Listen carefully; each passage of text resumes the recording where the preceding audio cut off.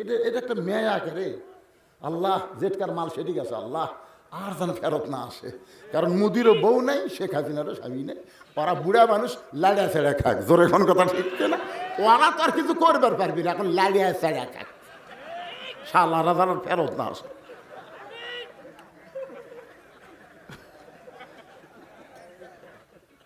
কিন্তু যেদিন হাসিনা পলাছে, পলানোর কয়েকদিন পর দেখে আমার ভাই আমার মাদ্রাসার মসজিদের মধ্যে ঢুকছে।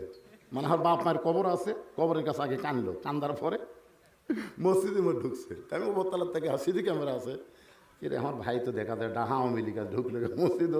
আমি আস্তে করে নামে আসছি, আমার ভাই গুলোকে তৌবা পড়া, তৌবা পড়া। মানে ভাই কিসের তৌবা? বলে আওয়ামী লীগ বাদ দিন, তৌবা পড়া ভাই। আল্লাহর বিচার আর মানুষের বিচার দুইটাই এক না। আমাদের বাংলাদেশে আমরা মানুষের বিচার দেখতেছি, বিচারকে প্রধান বিচারপতি পলে গেছে সিনহা, এসকে সিনহা পলে যায়নি, বলে যায়নি। ভারতে যাওয়ার পরে বলতেছে জামাত ইসলামের যত নেতা ফাঁসি দেওয়া হচ্ছে একজন নেতাও অপরাধী না, মিথ্যা বানোয়াটে তাদেরকে ফাঁসি দেওয়া হয়েছে। আর হাসিনা বুঝলেন এমন একটা জঙ্গলি জানোয়ার ভাই। এই যে বজরুল হুদার নাম শোনেননি, জব করতে পারে এখানে বুকের ওপর পাওয়া থিয়া। এটা একটা মেয়া করে আল্লাহ জেটকার মাল সেটি গেছে আল্লাহ আর যেন ফেরত না আসে। কারণ মুদিরও বউ নেই, শেখ হাসিনারও স্বামী নেই, ওরা বুড়া মানুষ লাড়িয়া ছেড়া খাক। জোরে কোন কথা ঠিক না? ওরা তো আর কিছু করবার পারবি না, এখন লাড়িয়া ছেড়া খাক, শালারা যেন ফেরত না আসে।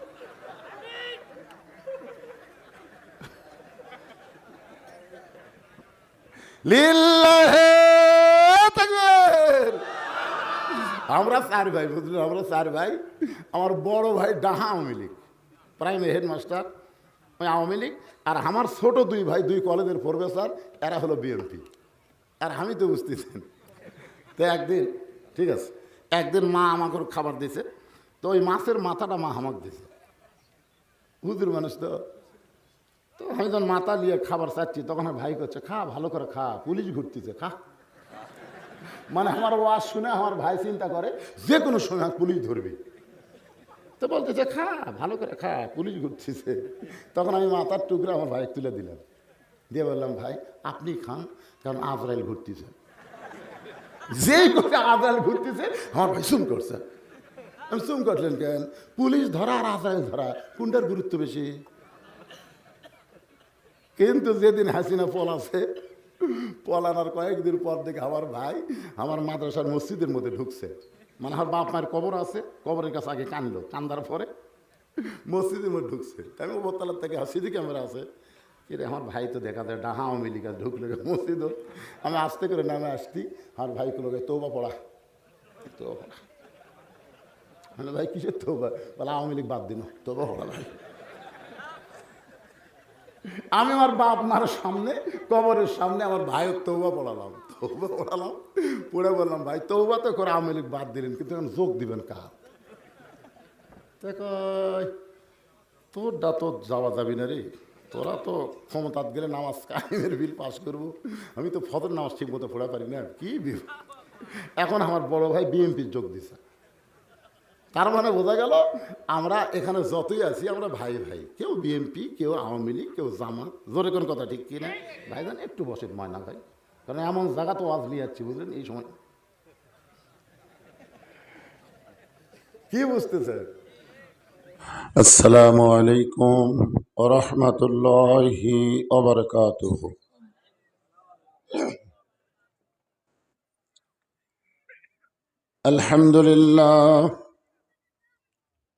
আলহামদুলিল্লাহ নাহমাদুহু ওয়া নাস্তাঈনুহু ওয়া নাস্তাগফিরুহু ওয়া নু'মিনু বিহি ওয়া নাতাওয়াক্কালু আলাইহি ونعوذ بالله من شرور أنفسنا ومن سيئات أعمالنا من يهدي الله فلا مضل له ومن يضلله فلا هادي له সকলে জবান খুলে বলেন আশহাদু আল্লা ইলাহা ইল্লাল্লাহু ওয়াহদাহু লা শারীকা লাহু ওয়া আশহাদু আন্না মুহাম্মাদান আবদুহু ওয়া রাসূলুহু الذي أرسل رسوله بالحق بشيرا ونذيرا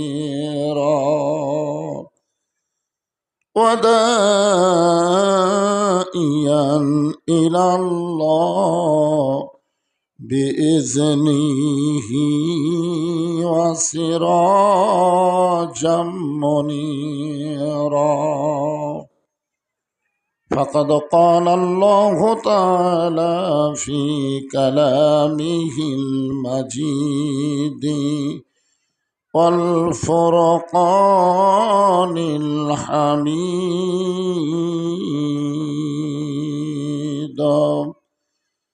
জবান খুলে সকলে পড়েন আউযু বিল্লাহি মিনাশ শাইতানির রাজিম বিসমিল্লাহির রহমানির রহিম الذي خلق الموت والحياة ليبلوكم أيكم أحسن عملا وهو العزيز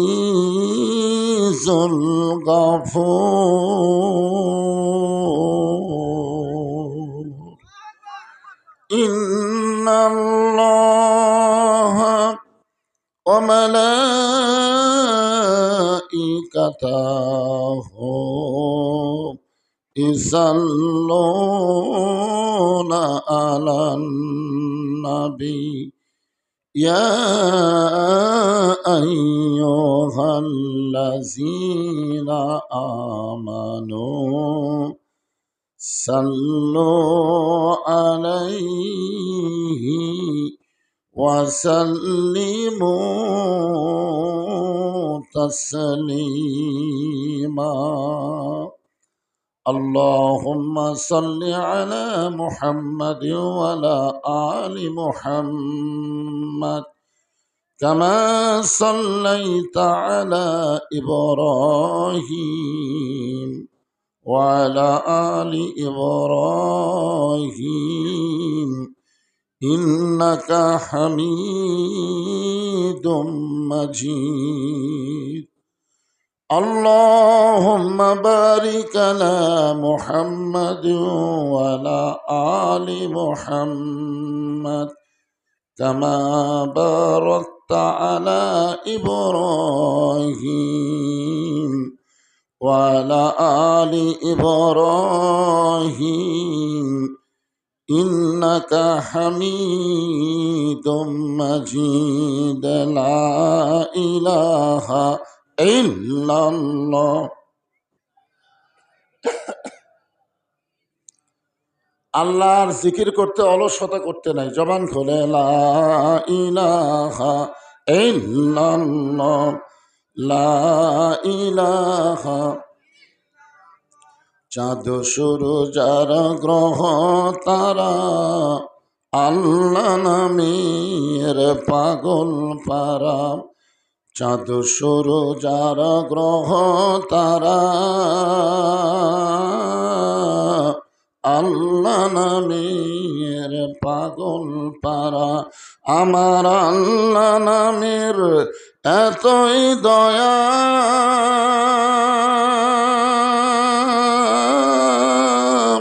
আল্লাহ নামে তুই মায়া লুকিয়ে রাখছেন হে আল্লাহ জোরে লা ইলাহা ইল্লাল্লাহ লা ইলাহা ইল্লাল্লাহ মুহাম্মাদুর রাসূলুল্লাহ।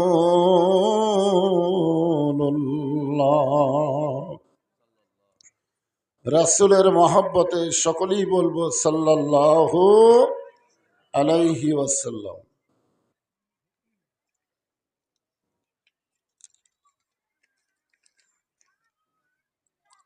নান্দাইল দিঘি লকর জামে মসজিদের উদ্যোগে 2 দিন ব্যাপী ইসলামী জলসায় আল্লাহ তাআলা আজকে সমাপনী দিনে যিনাকে সম্মানিত সভাপতির আসনে কবুল করেছেন জনাব মাওলানা মোহাম্মদ সফির উদ্দিন সুপার পুনর্দাখিল মাদ্রাসা।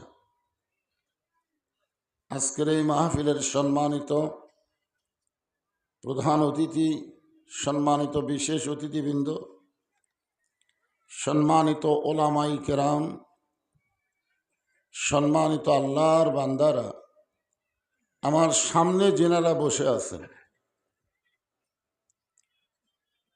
আমি আসার সময় দেখলাম আপনাদের যত কাজ কাম শুরু হয়ে গেছে। এই কাজ কামের দিনের বেলা মানুষ হওয়া খুবই কঠিন।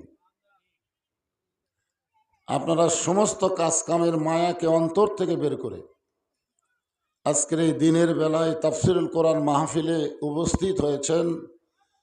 আমি আমার অন্তরের অন্তঃস্থল থেকে আপনাদের সবাইকে শুভেচ্ছা জ্ঞাপন করছি। সম্মানিত মা বোনেরা, পর্দার অন্তরালে বসে বসে যারা আলোচনা শুনতেছেন তাদেরকেও শ্রদ্ধা জ্ঞাপন করে এই মুহূর্তে জানতে চাচ্ছি আপনারা সকলে কেমন আছেন?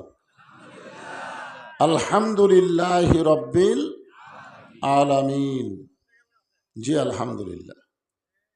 যে আল্লাহ শারীরিক সুস্থতা দান করে মানসিক প্রশান্তি লাভের জন্য আজকের এই জান্নাতের বাগানে কবুল করেছেন, আমরা সে আল্লাহর প্রতি খুশি না বেজার?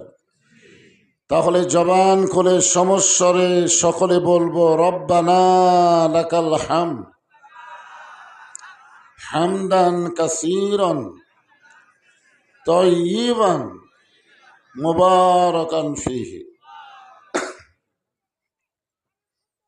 আমরা আল্লাহর প্রশংসা করার সাথে সাথে আমরা নবীর প্রতি দরুদ পেশ করছি, যিনি হলেন আমাদের জন্য শাফাতের কান্ডারি। নিদানে আখেরাতে তরাইতে পলসে রাতে কান্ডারি হইয়া নবী পার করিবেন সেই তরণী। সবাই বলেন নবী মোর পরশমণি, নবী মোর সোনার খনি, নবী নাম ভাবে যেজন সেই তো দোজাহানের ধনী। আলহামদুলিল্লাহ। এখানে সম্মানিত ওসি সাহেব এবং সম্মানিত অতিথি দুইজন একই কথাই বলেছেন, আমাদের যুব সমাজের অবক্ষয়। এই যুব সমাজের অবক্ষয়কে রোধ করতে গেলে বক্তাদের ওয়াজ দেওয়া হবে না, নেতাদের ভাষণ দেওয়া সম্ভব না। এই অবক্ষয়কে রোধ করতে গেলে যে জিনিসটা লাগবে সেইটার নাম হলো আল্লাহর কোরআন। জোরবারের নাম কি? হ্যাঁ, আল্লাহ কোরআনকে লক্ষ্য করে বলেছেন অনুনাজ্জিলু মিনাল কোরআনি মা হুয়া শিফাউ ওয়া রাহমাতুল লিল মুমিনিন।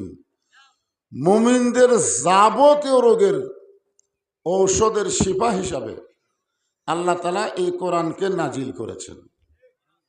সব রোগের ঔষধ, সব রোগের ঔষধ আল্লাহ কোরআনে দিয়েছেন, কিন্তু সেইটা তো আমাদেরকে গ্রহণ করা লাগবে। যেরকম ঠিক কিনা? আমি এদিকে লক্ষ্য রাখি,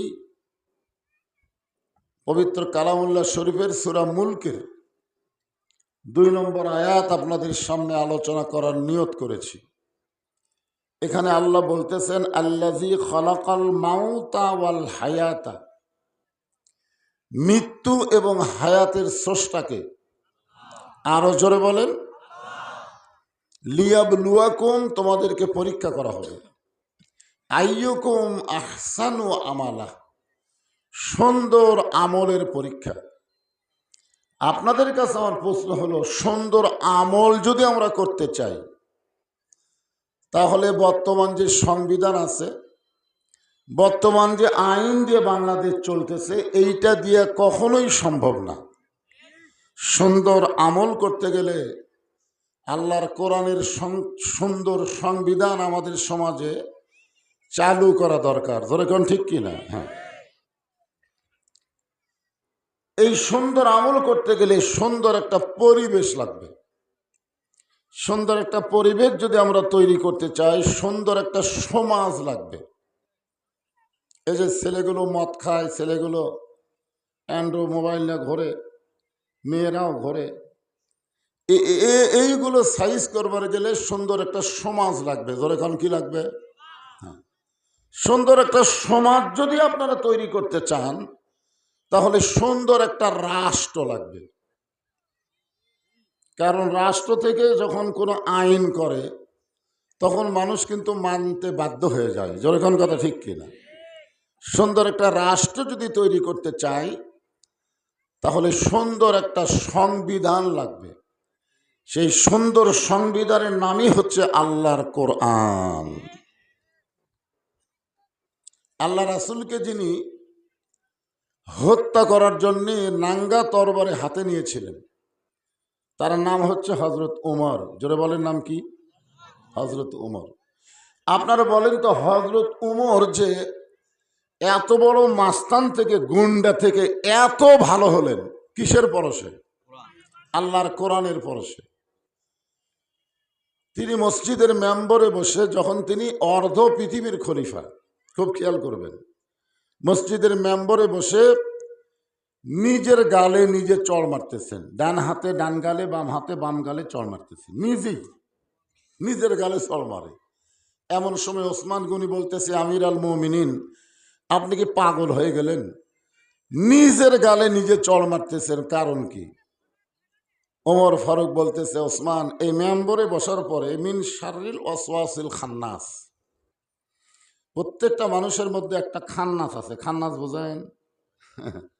আপনি যখন মসজিদের মধ্যে ঢুকবেন, তখন শয়তান কিন্তু বাহির থেকে কান্দে, আরে বহু চেষ্টা করলাম, লোকটাকে মসজিদের বাহিরে রাখতে পারলাম না, ঢুকেই গেল। তখন খান্নাস বলে, বাবা কোনো টেনশন করেন না, ওই মসজিদের মধ্যে ঢুকলো ঠিকই, কিন্তু এক নামাজের মধ্যে আমি ঢুকতে দেব না। তো সেই শয়তান হচ্ছে আমাদের ভিতরে। আজকে বাংলাদেশে কোরআনের মাহফিলের মধ্যে আমরা ঢুকতেছি, কিন্তু আল্লাহর কোরআনের ভিতরে আমরা ঢুকতে পারতেছি না। জোরে কোন কথা ঠিক কি না? সকালবেলা গল্প হবে, বা আজকে বিকালে গল্প হবে আসরের পরে, যে গত রাত্রে রুহুল আমিন যুক্তিবাদীর ওয়াজ সাটলো না বদরুশিদের সাটলো, কার ওয়াজ কেমন হলো, এই নিয়ে গল্প হবে। কিন্তু বক্তারা কি মেসেজ দিল, এইটার প্রতি কারো খেয়াল নেই। হ্যাঁ, আমাদের বাংলাদেশের অবস্থা হয়েছে তাই। হাসিনা পলানোর পরে যা ওয়াজ শুরু হচ্ছে, বুঝলেন, দিনে রাতে সন্ধ্যায় শেষ রাত, আর মনে হয় কি যে শুরু হলো। হ্যাঁ, খুব খেয়াল করেন। ওমর ফারুক বলেন, ওসমান, এই মসজিদের মেম্বরে বসার সাথে সাথে শয়তান আমাকে ধোঁকা দিচ্ছে। কোন শয়তান? নফস শয়তান, মিন শাররিল ওয়াসওয়াসিল খান্নাস। আমি এখান থেকে মহিলা করে কিভাবে চাপাবো কন্ত? যে মহিলারা স্বামীর কথাই শোনে না, এরা বক্তার কথা শুনবে?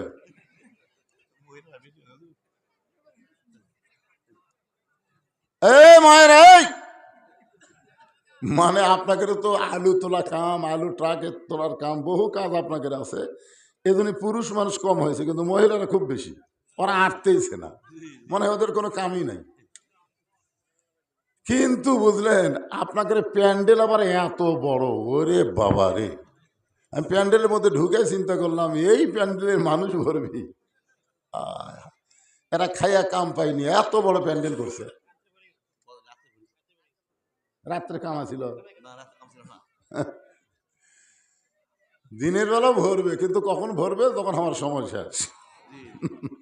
দিনের বেলাতে ভরবে না তা না, যে কয়েকদিনে পুরুট মাহফিল করলাম, পরে আর দাঁড়ানারও জায়গা নেই। কিন্তু আসতেছে তো, দেখেছেন না, ঢিলে ঢিলে আসতেছে সব। আমার মায়েরা একটু জবান বন্ধ করেন, জমে জমে বসেন। ওয়াজ শুনতে এসে আপনাদের মুখের জবান যদি পরপুরুষ শুনতে পায়, ওয়াজ শুনে কোনো লাভ নেই। এজন্যই মেয়েদের কথা হলো পর্দা।